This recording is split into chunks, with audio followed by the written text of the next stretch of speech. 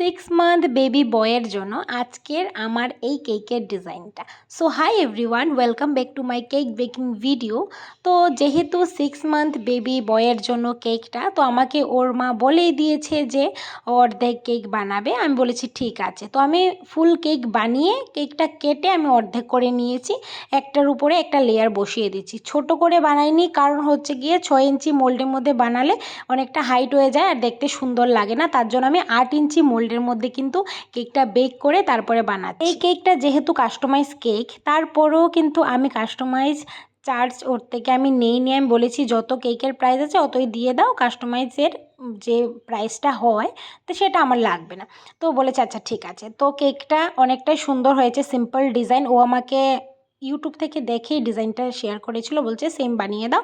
তারপরে আমি সেম বানিয়ে দিচ্ছি। তোমাদের কেমন লাগলো অবশ্যই কিন্তু বলবে কেকের ডিজাইনটা, আর সিম্পলের মধ্যে কেমন হয়েছে। আর মধ্যে কিন্তু ওর নামটা আমি লিখে দিয়েছিলাম, ভিডিওটা করতে আমি ভুলে গেছি। আজকের মতো সবাইকে রাধে রাধে।